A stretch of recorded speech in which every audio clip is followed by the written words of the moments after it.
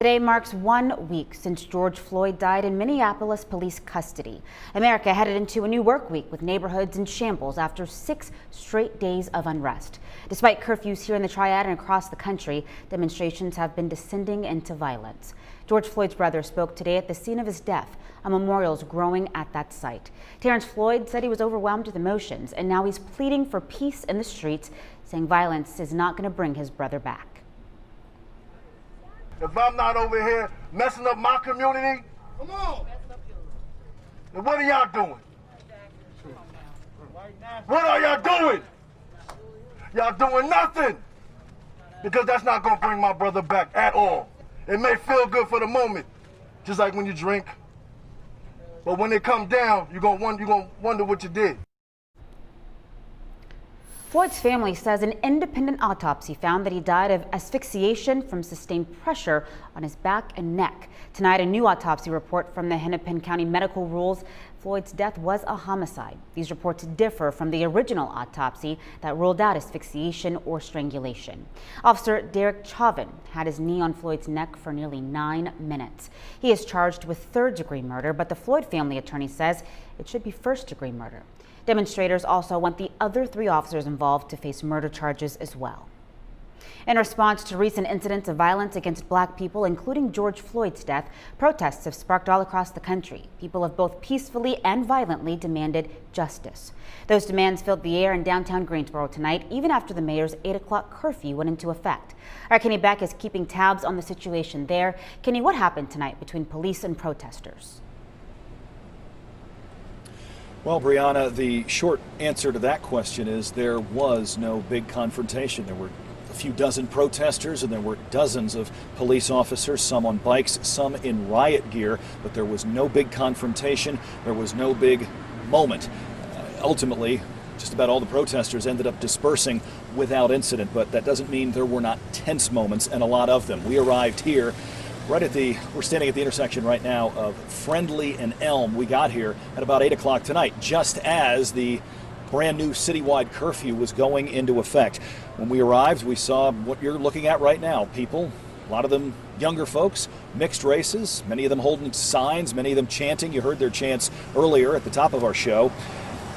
And we kept watching and waiting as the clock ticked after 8 o'clock. By about 8:10, we heard for the very first time over a police loudspeaker that there was a curfew in effect and people needed to begin to disperse. By about 8:40, we saw police putting on riot gear, and the protesters certainly saw that as well. And from there, we wondered exactly what was going to happen. All of this going down, of course, right in front of the International Civil Rights Center and Museum downtown. Many of the protesters referenced that. Many of them referenced the fact that they were there to be peaceful. They were not there to cause any trouble. By 8:48, we heard again from the police car that this demonstration is over. You are in violation of this curfew. If you are arrested, you can and will be detained for 24 hours. From that point, the police officers, their force, continued to move in the direction of the protesters. The protesters backed up, but it didn't appear, at least from what we could see, that anyone put hands on anyone at any point. They ended up turning a corner right near the Nathaniel Green statue, which is walking distance from the Greensboro Police building. And at that point, it appeared as if just about everybody dispersed. There was no big moment. There was no big clash.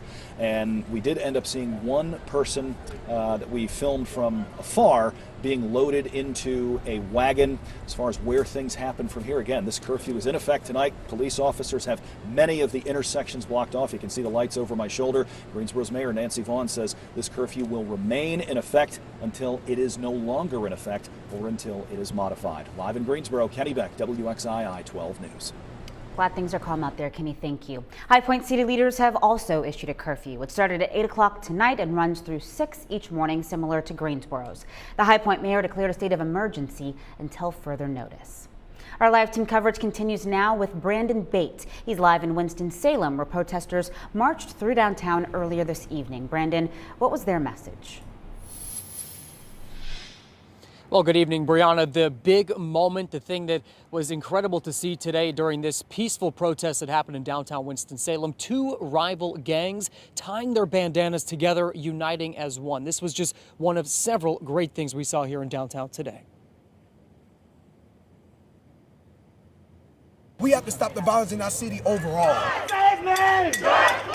Over 100 people took to the streets in Winston-Salem Monday night to protest police brutality after the death of George Floyd. The main message today is we can't just let George Floyd be the only time that we come together.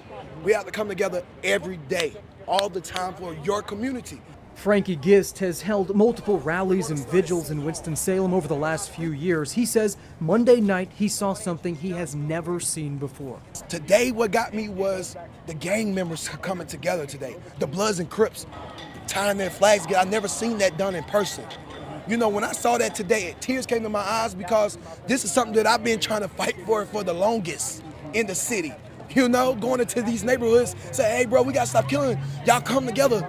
They came together today, and I heard one of them say, bro, you my brother after this. When do we want it? Now! Oceana Simmons came from Greensboro and was the most vocal person in the crowd. She says she has to step up to help the community. People have died for literally the dumbest stuff possible, and it's time for us who have a voice to speak up for those who can't speak anymore. It's important. No racist! The protest was peaceful. One of the organizers says that is the way it should always be. Whatever you do, let your voice be heard.